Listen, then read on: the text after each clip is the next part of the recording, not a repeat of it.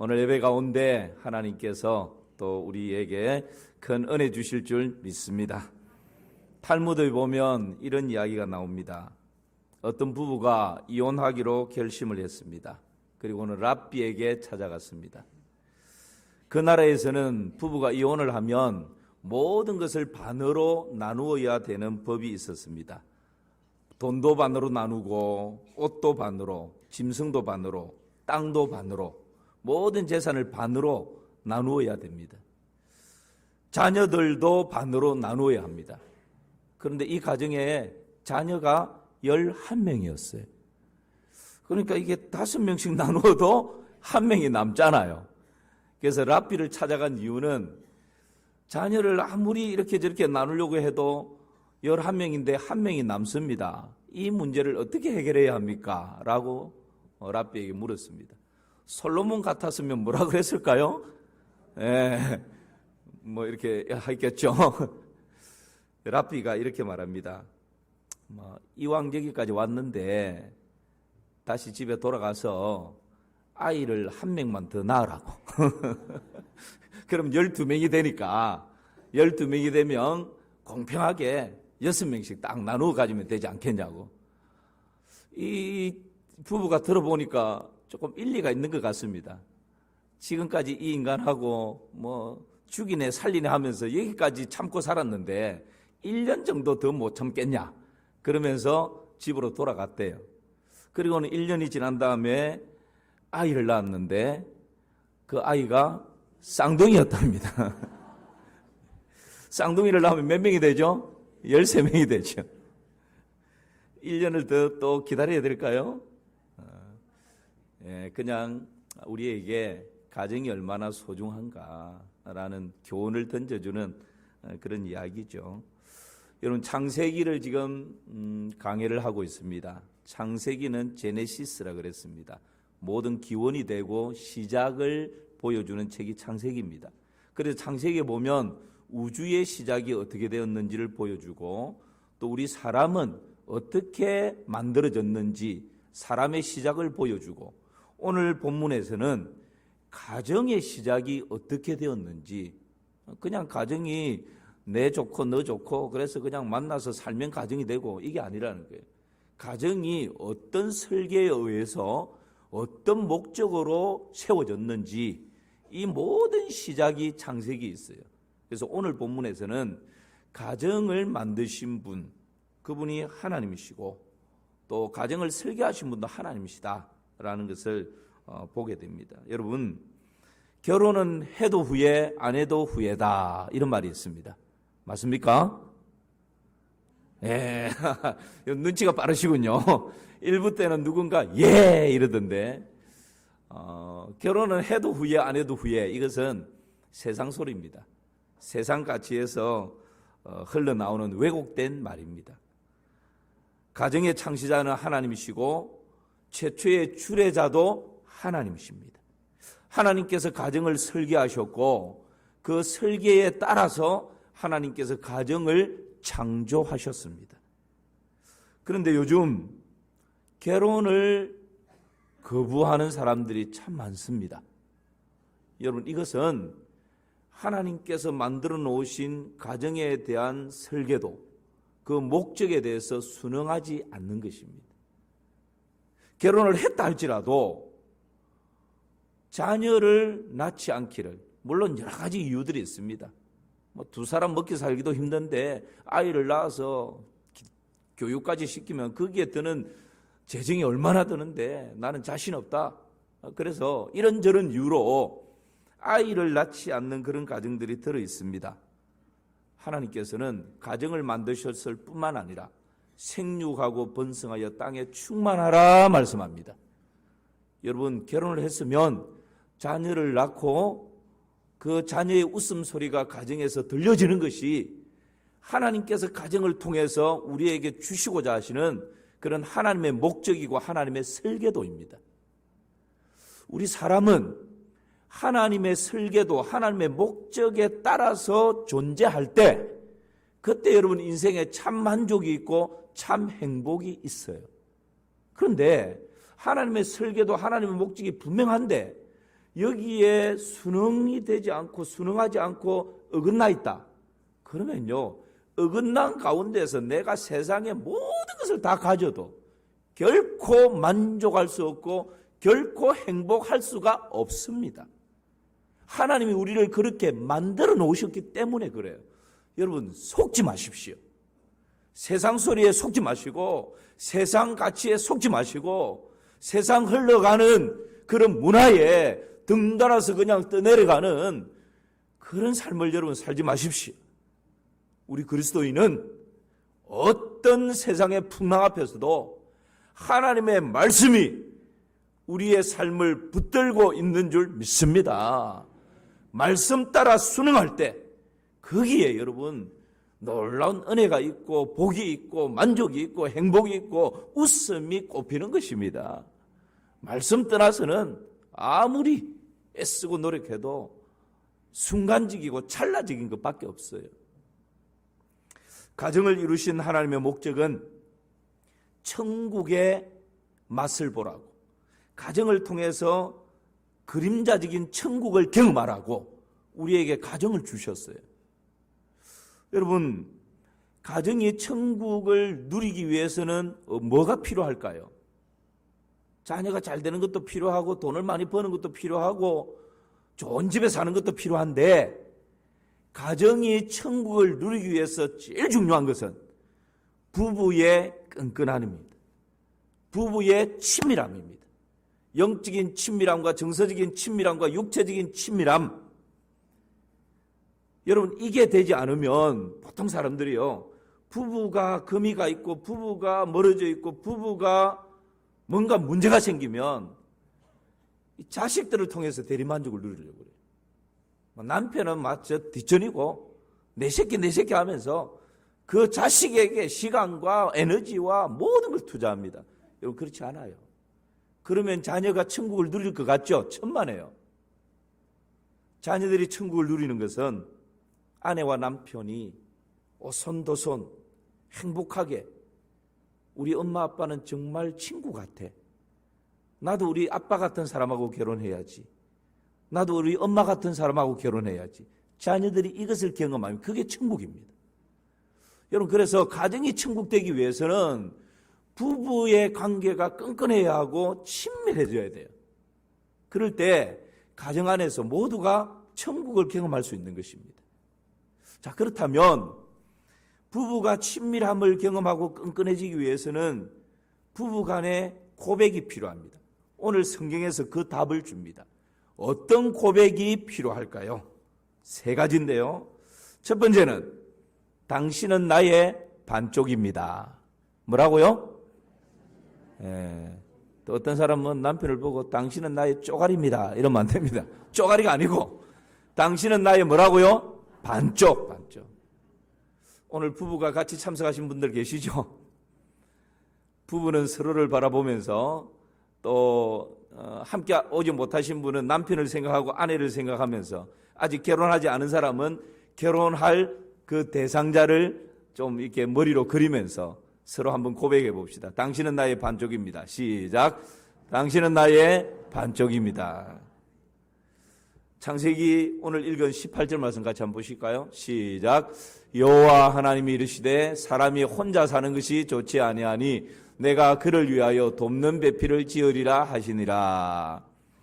부부가 끈끈해지고 친밀하기 위해서는 아내는 남편에게, 남편은 아내에게 당신은 나의 반쪽이라고, 이 고백이 기초되어야 된다는 거예요. 제 말이 아니고 세상 말이 아니고, 물론 세상에서 하는 말을 제가 인용을 했지만 성경에 근거한 말씀이에요. 다시 18절 말씀 보십시오. 여호와 하나님이 이르시되 사람이 뭐하는 것이 좋지 않다고요? 하나님이 세상을 창조하시고 보시기에 좋았더라, 보시기에 좋았더라. 사람을 만드시고는 뭐라고요? 보시기에 심히 좋았더라. 그런데 하나님 눈에, 하나님이 만드신 피조 세계를 보면서 하나님 눈에 좋지 않았더라고 했던 것이 딱 한 가지 있었어요. 그게 뭐였죠? 사람이 혼자 사는 게 좋지 않았다. 그러므로 여러분, 독신의 은사를 받으신 분 외에 결혼을 하지 않을 것이다라고 각오하신 분들은 오늘 이 하나님 말씀 앞에서 마음을 바꾸시기를 주님의 이름으로 축복합니다. 아멘 소리가, 결혼하신 분들은 아멘 하면 안 되고 이게 여러분 행복의 원리라는 거예요. 하나님이 사람을 지으시고 혼자 사는 것이 좋지 않았다. 이 말씀 무슨 말씀일까요? 아담을 하나님 만드시고 그 사람을 통해서 하나님께서 하시고자 하시는 하나님의 계획이 있었는데 아담 혼자서는 아직 그 하나님의 계획이 완성되기 위해서는 진행 중에 있다, 이런 말입니다. 보시기에 좋지 않았다, 좋지 않다라고 하는 이 좋다라는 말은 토브라는 말입니다. 하나님의 선을 말합니다. 선. 그러니까 선이 좋지 않다, 이런 말은 아담과 하와를 통해서 하나님께서 계획하신 하나님의 계획이 아직까지 진행 중에 있다라는 거예요. 부부를 향한 하나님의 선이 뭐라고요? 진행 중이다. 이게 좋지 않다라는 의미입니다. 조금 더 풀어 설명하면 아담과 하와가 부부가 됨으로 비로소 인생을 향한, 가정을 향한 하나님의 선하심이 완성된다라는 의미입니다. 그러므로 사람은 혼자 사는 존재가 아니라, 외딴 섬처럼 혼자 사는 존재가 아니라 가장 최소 단위, 공동체의 최소 단위, 부부로 만나서 가정을 이루는 것이 하나님이 인생을 향한 하나님의 선하심이 완성된다라는 의미인 것입니다. 마치 퍼즐과 같아요. 그래서 여러분, 사람은 아내를 만나고 남편을 만날 때 내 반쪽을 만났다, 이런 얘기를 하지 않습니까? 그게 이 말입니다. 혼자 사는 것이 좋지 않기 때문에 퍼즐이 뭔가 작품이 되려고 하면 두 쪽이 이렇게 딱 만나야 작품이 되는데 아직 퍼즐 한쪽을 만나지 못했으면 미완성이라는, 미완성. 그래서 이 퍼즐에 딱 맞는 나머지 한 조각을 딱 만나서 이렇게 맞춰질 때, 그때 여러분 가정이 완성되고 부부라고 하는 인생이 완성이 된다, 이 말입니다. 하나님도 성부, 성자, 성령 삼위일체로 존재하십니다. 동물들도 암수로 존재합니다. 식물도 마찬가지죠. 어류도 마찬가지입니다. 이것이 모든 피조물의 존재 양식입니다. 하나님께서 아담을 지으시고 혼자 있는 것이 좋지 않았다라고 하시면서 하와를 만들어서 한 가정을 이루신 목적이 바로 이것입니다. 이 가정을 통해서 인생을 향한 하나님의 계획이 완성되어지고 거기에서 천국을 누리고 천국을 맛볼 수 있도록. 그러므로 지금의 배우자는 내 인생의 그림을 완성시키기 위해서 하나님께서 허락하신 나의 반쪽이라는 사실을 여러분 꼭 믿으시기를 주님의 이름으로 축복합니다. 잘 믿기지 않더라도 꼭 믿으시기를 주님의 이름으로 축복합니다. 이 믿음이 흔들리면 모든 게 흔들려요. 내 인생에 이 인간 만난 것이 최고 불행이다, 뭐 이런 마음이 들고, 이런 마음 바탕 위에서 지금 우리가 생활을 하게 되면요, 우리 자신이 흔들리면 자녀도 흔들리고요, 우리 자신이 여기에서 흔들리면 관계도 흔들리고 사회생활도 흔들리게 돼 있어요. 그래서 수신제가면 치구평천하라 그러지 않습니까? 맞는 말입니다. 성경은 아니지만 원리적으로 보면 하나님께서 남자와 여자 아담과 하와를 부부로 만들어서 가정을 완성시킨 거예요. 이 가정 안에서 천국을 누리고 천국을 맛보고 서로 격려하고 사랑하고 도와주면서 힘을 얻으면 여러분 자녀들이 학교 가서도 당당해요. 남자들이 어깨 펴고 직장 가서 생업의 현장에서 누굴 만나도 당당합니다. 그런데 이 관계가 지금 무너져 있으면 여러분 모든 삶의 영역이 다 무너지고 금이 가고 고통소리, 신음소리가 들려올 수밖에 없는 것입니다. 그러므로 다시 한번 여러분에게 주님의 말씀으로 축복합니다. 지금 나에게 허락하신 남편, 나에게 허락하신 아내가 하나님께서 나를 위해서 허락하신 최상의 남편이요 최고의 아내라고 믿으시기를 축복합니다. 우리는 실수할 수 있지만 하나님에게는 실수가 없으십니다. 두 번째는요, 당신은 나의 도움입니다 라는 고백입니다. 당신은 나의 뭐라고요? 도움입니다. 도움. 18절 말씀을 다시 한번 보실까요? 시작. 여호와 하나님이 이르시되 사람이 혼자 사는 것이 좋지 아니하니 내가 그를 위하여 돕는 배필을 지으리라 하시니라. 혼자 사는 것이 좋지 않다. 아담 혼자로는 하나님이 계획하신 인생이 완성작품이 만들어지지 않는다. 그래서 하나님께서 이 아담을 위해서, 그를 위하여 어떤 사람을 만든다고요? 돕는 배필을 지으리라. 그리고는 아담의 갈비뼈를 빼서 하와라고 하는 여인을 만들지 않습니까? 여러분, 이 말씀을 보면서 제가 늘 말씀드리는 것처럼 우리 남자들은 이 말씀을 아내에게 들이대면서 보라고. 하나님의 말씀에 여자를 만든 것은, 하와를 만든 것은 돕는 배필, 아담을 도우라고, 남편을 도우라고 돕는 배필로 만들었잖아. 그러니까 성경적으로 당신은 나를 도와야 돼. 빨래하고 밥하고 청소하고 애들 키우고 신문 가져오면 가져오고 나를 돕기 위해서 만들었다고, 하나님 만드셨다고 성경에 있잖아. 그렇게 큰 소리 뻥 칠 수 있죠. 그런데 여러분, 이 돕는 배필, 하나님이 여자를, 남자 아담을 위해서 돕는 배필로 지으신 거 맞습니다. 그런데 이 돕는 배필이라는 말의 의미가 두 가지 의미가 있어요. 하나는 구원자로서의 돕는다는 뜻입니다. 그러니까 사무엘상 7장 12절 말씀 보면 에벤에셀, 여호와께서 여기까지 우리를 어떻게 했다? 도우셨다. 에벤에셀이죠. 이 에셀, 돕는다, 이 말이 히브리어 에제르라고 하는 말입니다. 그러니까 하나님께서 돕는 배필로 하와를 만드셨는데 종이 주인을 돕고 섬기는 것처럼 그런 존재로, 하등의 존재로 만든 것이 아니라는 거예요. 오히려 구원자로서 돕는 존재로 하와, 여자를 만들었다는 거예요. 남자 아담을 돕기 위해서 종의 신분으로 주인을 돕는 그런 것이 아니라 구원자가, 창조주가 피조물을, 연약한 인간, 부족한 인간을 돕는 것처럼 그런 존재로 여자 하와를 만들었다라는 의미입니다. 이게 구원자로서의 돕는다라는 뜻입니다. 여러분, 사용된 예가 있는데요. 시편 46편 1절 한번 보실까요? 시작. 하나님은 우리의 피난처시오 힘이시니 환난 중에 만날 큰 도움이시라. 하나님이 우리의 큰 도움이 되신다라고 할 때 에젤, 이게 돕는 배필이라고 할 때 쓰여진 그 단어입니다. 시편 54편 4절도 보세요. 시작. 하나님은 나를 돕는 이시며 주께서는 내 생명을 붙들어 주시는 이시니이다. 하나님은 나를 뭐하는 분? 돕는 분. 이때 사용된 단어가 에젤, 돕는 배필이라고 할 때 사용된 거예요. 하나 더 볼까요? 시편 121편입니다. 우리가 잘 아는 말씀이죠. 시작. 내가 산을 향하여 눈을 들리라. 나의 도움이 어디서 올까? 나의 도움이 천지를 지으신 여호와께서로다. 나의 도움이 천지를 지으신 여호와께서.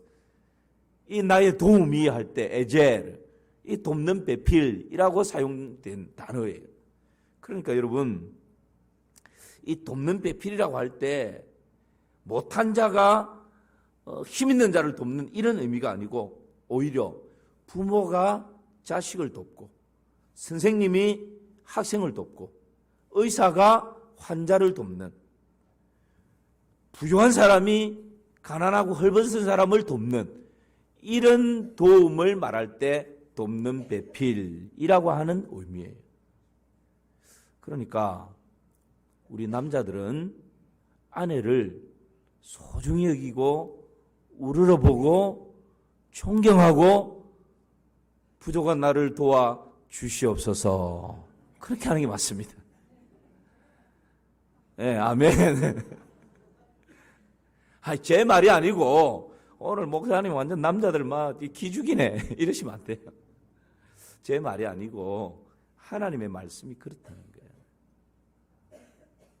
저도 이렇게 설교하면서 참 기가 죽습니다만 말씀대로 순종할 때 큰 은혜가 있는 줄 믿습니다. 그래서 여러분, 남자가 강한 것 같지만 사실 여자보다 약해요. 남자가 대단한 것 같은데 어린아이와 같은 구석들이 참 많습니다. 그래서 아내는 때로는 친구 같기도 하지만 엄마 같기도 하다 그러지 않습니까? 영적으로나 정서적으로나 육체적으로나 여러분, 우리 남성들의 이런 연약한 부분들, 실수할 수 있는 부분들, 강한 것처럼 하지만 뒤로 뭐가 막 흘러나는 이런 연약한 부분들, 이런 부분들을 세심함을 가지고 세밀함을 가지고 있는 아내들이 그걸 잘 도울 수가 있습니다. 그래서 하나님께서 아내를 그런 돕는 배필로, 종이 주인을 돕는 것이 아니라 하나님께서 연약한 인생을 돕는 것처럼 그런 돕는 배필로 허락하셨다라는 이 사실을 여러분 꼭 기억하시고 아내를 우러러 보시고 아내를 존경하고 존중하는 그런 은혜가 있기를 주님의 이름으로 축원합니다. 예, 이때는 아내가 옆에 앉아 있으면 크게 아멘 이래야 됩니다. 이러면 남편들만 기가 죽겠죠. 두 번째 의미가 있습니다. 돕는 배필. 두 번째 의미는 적합한 뭐라고요? 짝으로 돕는다. 이런 말입니다. 그러니까 대등한 관계에서 돕는다. 이런 의미도 있는 거예요. 첫 번째 의미는 구원자로서 돕는다라는 의미가 있고 두 번째 의미는 또 이렇게도 해석을 할 수 있다는 거예요. 적합한 짝으로 돕는다. 그래서 돕는 배필을 영어 성경에서는 helpmeet로 번역을 했습니다. 여러분 helpmeet 이것은 파트너 내지는 조력자 이런 의미도 있지만 적절한 비슷한 상통하는 비견할 수 있는 대등한 이런 의미들도 가지고 있거든요. 그래서 돕는다라고 돕는 배필이라고 할 때 서로가 남편과 아내가 대등한 입장에서 상응되는 입장에서 서로의 연약함을 돕는다 이런 뜻도 있다는 거예요. 그리고 돕는 배필이라는 이 말이 남성 명사로 되어 있습니다. 그러니까 여성에게만 해당되는 것이 아니라 하와에게만 해당되는 것이 아니라 아담 남자에게도 해당이 되는 것입니다. 그러므로 이 돕는 배필이라고 하는 것은 부부가 서로의 부족한 부분들을 채워주고 부족한 부분들을 돕는다라는 그런 의미도 있다라는 것이죠. 그래서 여러분, 아내만큼 남편만큼 나를 잘 아는 사람이 누가 있겠습니까? 아내가 남편이 나의 약점을 가장 잘 압니다. 나의 부족한 부분이 뭔지 가장 잘 압니다. 아내가 남편이 나의 아킬레스건이 뭔지를 가장 잘 알아요. 그 연약하고 부족하고 약점투성이인 남편을 도울 수 있는 사람 아내밖에 없습니다. 그 아내를 도울 수 있는 사람 남편밖에 없습니다. 세상에 미스 김을 만나고 세상에 젠틀한 사람을 만나면 잘해주는 것 같죠. 당연히 돈 때문에 잘해주죠. 모든 거 다 받아주는 것 같고 거기 넘어가면 안 된다는 거예요. 여러분 같이 만나서 부부가 만나서 살다 보면 내가 얼마나 연약하고 얼마나 악한 존재인지를 깨닫게 됩니다. 혼자 살면요 부닥칠 일이 없거든요. 혼자 살면 내 속에 숨어있는 나쁜 기질이 폭발할 이유가 별로 없어요. 그런데 부부가 만나서 같이 살다 보면 이 남자한테 이런 못된 구석이 있었네. 이 예편네한테 이런 못된 구석이 있었네. 서로 막 발견하게 될 뿐만 아니라 자신이 자신을 발견하게 돼요. 나 참 괜찮은 사람인 줄 알았는데 나 참 인격적인 줄 알았는데 아내하고 살면서 서로 약점을 보고 막 티각태각하고 막 고성이 왔다 갔다 하고 미사일이 날아다니고 막 이러다 보면 아이고 내가 이것밖에 안 되네. 여러분 그러면서 다듬어져 가는 거예요. 그러면서 인내도 배우고 그러면서 포용성도 넓어지고 그러면서 이해함도 배우고 그러면서 점점 익어가는 것이죠. 익어가는 것이죠. 여러분 이것이 서로 돕는다라고 하는 말씀의 의미입니다. 일본의 오사카부 다카스키시에 에무라 도시오라고 하는 시장이 있었습니다.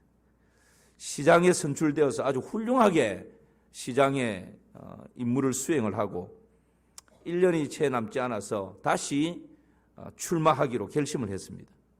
그런데 거의 8년 가까이 식물인간으로 투병을 하고 있는 아내가 마음에 딱 걸렸어요. 재출마를 하기로 결심을 했는데 이 아내가 마음에 걸리는 거예요. 그런데 의사가 어느 날 그렇게 말합니다. 의식이 없는 사람도 아내나 남편, 가까운 사람이 말하고 보살피면 반응을 하고 다시 의식이 돌아올 수 있는 가능성이 있다라는 이야기를 해준 거예요. 그러니까 이 에무라 도시오라고 하는 이 사람이 고심을 하다가 이 선거에 출마만 하면 거의 당선은 따놓은 건데 재출마하지 않기로 그냥 결심을 합니다. 주위에서 난리가 났죠. 아내가 의식이 없는데 그 의식 없는 사람은 어떻게 간호를 한다고. 오히려 시장이 되어서 그 시장의 임무를 잘 수행하는 것이 가치 있는 삶이고 사회에 공헌하는 삶 아니냐. 그렇게 아무리 설득을 해도 설득이 되지 않습니다. 그러면서 시민들에게 이렇게 이야기를 하죠. 시장은 바꿀 수 있지만 남편은 바꿀 수 없습니다. 시민 여러분, 저를 너그럽게 용서해 주시기 바랍니다. 여러분 멋진 남편 아닙니까? 시장은 바꿀 수 있지만 남편은 바꿀 수 없습니다. 그러면서 시민에게 양해를 구하고 그날부터 24시간 아내와 함께 시간을 보냅니다. 아내를 닦여주고 씻겨주고 밥을 먹여주고 책을 읽어주고 손을 만져주고 스킨십을 하고 그러면서 아내와 함께 24시간을 같이 막 보내는 거예요. 그런데 어느 날 아내 간식을 들고 병실에 들어가던 이 에무라 도시오가 깜짝 놀라면서 이 간식을 들은 쟁반을 그냥 땅에 놓고 맙니다.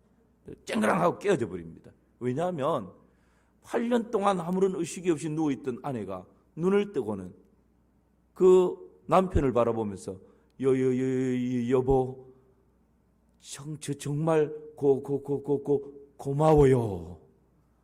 깨어난 것입니다. 여러분 이것을 보고는 남편과 아내가 부둥켜 안고 눈물을 쏟는 그런 감격의 시간들을 가집니다. 실제 있었던 이야기랍니다. 부부가 서로 사랑하고 대화하고 서로 도우면서 믿음으로 일어선다면 여러분 거기에서부터 하나님의 기적이 시작되는 줄 믿습니다. 비록 지금은 좀 금이 가 있어도 지금은 좀 등을 돌리고 있어도 지금은 가정 안에 서로의 가운데 신음소리, 고통소리가 들려와도 서로 사랑의 끈을 놓지 않고 서로 돕는 여러분 이 끈을 붙들고 온 마음을 쏟는다면 오히려 이 고통의 소리가 머지않아 기쁨의 소리로 웃음의 소리로 회복되게 되는 것입니다. 하나님의 말씀으로 돌아가면 하나님께서 친히 일하시기 때문에 그렇습니다. 여러분 그래서 우리 믿음의 사람은 하나님의 말씀을 붙드는 것이죠. 마지막 하나는 당신은 나의 사랑입니다 라는 고백입니다. 자, 정리해 볼까요? 가정천국을 위해서는 부부관계가 끈끈해야 되는데 부부관계가 끈끈하기 위해서는 이런 세 가지 고백이 있어야 된다. 부부관계 가운데 첫 번째는 무슨 고백요? 당신은 나의 반쪽입니다. 두 번째는요, 나의 도움입니다. 세 번째는요, 나의 사랑입니다. 이 세 가지 고백. 마지막이 당신은 나의 사랑입니다 라는 고백입니다. 창세기 2장 23절 말씀 시작. 아담이 이르되 이는 내 뼈 중에 뼈요 살 중에 살이라. 이것을 남자에게서 취하였은즉 여자라 부르리라 하니라. 하나님께서 아담의 반쪽을 아담의 갈비뼈를 빼어서 만들어서 아담 앞에 딱 데리고 왔더니 아담이 눈이 튀어나올 정도로 그 하와를 보면서 뭐라고 고백했다고요? 이는 내 뼈 중에 뼈요 살 중에 살이라. 이게 무슨 말이라 그랬죠? 예, 내가 당신이고 당신이 나다. 내 안에 네가 있다. 이 말이라 그랬습니다. 이 정확해요. 그래서 여보, 부부가 서로 여보라고 하잖아요. 여러분 이 여보가 무슨 말입니까? 당신이 내고 내가 당신이다. 내 안에 당신이 있고 당신 안에 내가 있다. 이 말이 여보입니다. 그러니까 여러분 뼈 중에 뼈요 살 중에 살이다 라고 하는 이 말은 최고의 사랑의 고백인 거예요. 여러분 이 사랑의 고백은 하나님을 신뢰할 때 이 사랑의 고백이 나오는 것입니다. 남편을 바라보면 이 사랑의 고백이 나왔다가 나중에는 그 고백을 다 거둬가버립니다. 아내를 바라보면 사랑의 고백이 나왔다가 취소할 수 있습니다. 그런데 사람은 실수할 수 있지만 하나님께는 실수가 없다는 것. 하나님의 주권 가운데서 이 남편을 만나게 했다면, 하나님의 주권 가운데서 이 아내를 만나게 했다면 우리 하나님에게는 실수가 없으시다. 하나님께서 내게 허락해 주신 아내라면, 하나님께서 내게 허락해 주신 남편이라면 당신은 내 뼈 중에 뼈요 살 중에 살이다. 내 안에 당신이 있고 당신 안에 내가 있다고. 여러분 이 믿음의 고백을 하나님을 신뢰할 때 가능한 것입니다. 그러할 때에 하나님께서 이 사랑의 고백을 들으시고 창세기 2장 24절 말씀 보십시오. 같이 읽어볼까요? 이러므로 남자가 부모를 떠나 그의 아내와 합하여 둘이 한 몸을 이룰지로다. 아멘입니다. 여러분 하나님께서 그냥 한 가정을 이루신 것이 아니에요. 아담에 하나님이 하와를 만들어서 아담에게 딱 보여주면서 아담 지금부터 이 여자는 네 아내야. 그러니까 같이 부부가 되어서 행복하게 살아. 이렇게 한 것이 아니라니까요. 하와를 만들어서 아담에게 딱 보여주었을 때 아담이 고백이 이는 내 뼈 중에 뼈요 살 중에 살이다. 당신이 내고 내가 당신이다 라고 하는 이 고백을 아담이 했을 때 그 고백을 듣고 그 다음에 하나님께서 하신 일이 24절이에요. 보세요. 24절. 이러므로 그 고백을 듣고는 이러므로 이제 됐다 이거죠. 남자가 부모를 떠나 그의 아내와 합하여 둘이 뭐가 될지라 한 몸 될지. 그러니까 여러분 하나님께서 그냥 하나님 만드시고 두 사람을 부부로 지금까지 부부로 살아 생육하고 번성해 이게 아니었다는 거예요. 아담으로부터 그 놀라운 고백이 나왔을 때 그때 비로소 하나님께서 두 사람을 한 몸 되게 하시고 한 가정을 만드셨다. 그래서 여러분 우리가 지금도 저도 주례를 이곳저곳에서 하지 않습니까?